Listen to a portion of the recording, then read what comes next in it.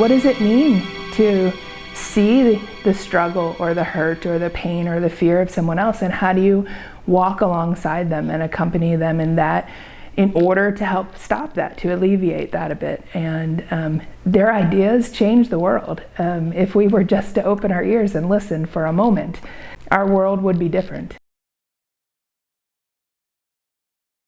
So the first thing that I noticed was we as a staff embracing those character values, using the language more, learning how to teach courage, how to teach forgiveness, how to teach compassion and action, how to teach gratitude.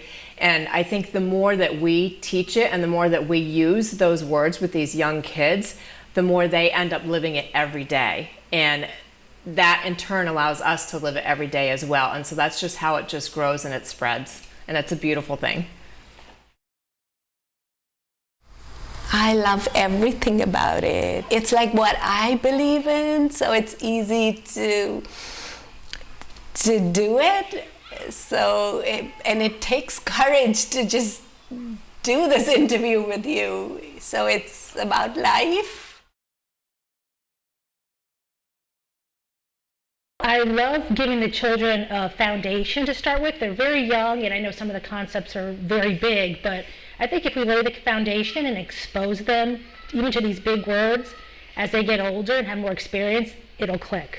And I like giving them a basis of, being kind and compassionate to others, because it's a scary world out there. And so if they have a good basis, even from 2 and 3, they can not only understand these concepts, but remember them and then bring them home. And that's exactly what my son does, with the songs especially, right? So just as an example, early on in the school year, he came home and he started singing the Courage song.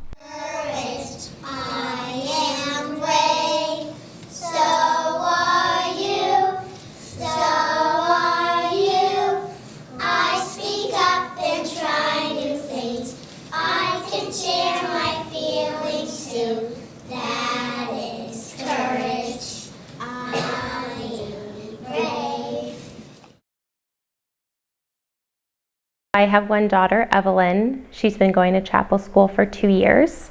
She started when she was 3, so she's been here while she's 3 and 4. It's given her great tools to use with her friends, and then that we also use at home. I have found that my children are just warmer to each other, and I love the way that they communicate with each other most of the time. But they'll remind me sometimes, hey mom, we have to use kindness. Hey mom, those words were not kind that my sister was saying to me. They'll catch me and they'll remind me, that we all need to take a breath. Once kids learn these essential values, these character values, it helps them also teach their peers and talk to other people about, these concepts, and what it does for us as people and for the community. My daughters were with their dad and they stopped and helped a turtle that was crossing the road near our home. And when they got home, they actually brought the turtle home with them, a new pet, and he's on the kitchen counter right now.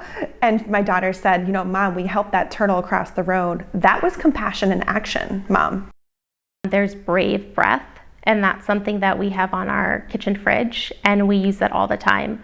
And it's been amazing to see her as a 3-year-old having meltdowns, which is totally normal for a toddler, but she'll have the vocabulary to say, I need to take a breath, which is unheard of for a 3-year-old, and we'll hold hands and we'll take a breath together. Or sometimes she'll tell me, Mommy, I think you need to take a brave breath. And I'm like, you know what, Evelyn, you're right. Mommy does. Thank you. Can we take a breath together? It's one of those things where kids like navigating the social setting, and their social relationships. There were many times where Oliver, my son, would say, I'm too shy to say something. So-and-so did something, I didn't like it, I'm too shy. And then once we had the word courage to come into play, and that it wasn't, shy is not the right word for it. It's when you feel something that doesn't feel quite right in your heart, when you know that doing the right thing is speaking up and using that courage in ways to help yourself and your peers and your family, that's doing yourself and others a service. Passion in action, compassion. If we want to be a part of a kinder, gentler society, we have to start now. We have to start with our 2 and 3 and 5-year-olds. We can't expect them in high school to learn what compassion in action looks like. We have to train them before they even know that they're being taught. It needs to become a lifestyle. Kindness and compassion and courage, that needs to be a lifestyle. That needs to be something that they learn from the ground up. And that's why I love that we've started the program here at such a young age, because it's becoming a part of who they are, fundamentally a part of who my children are. And so I think that's just amazing. And I'm so happy that we get to be a part of it.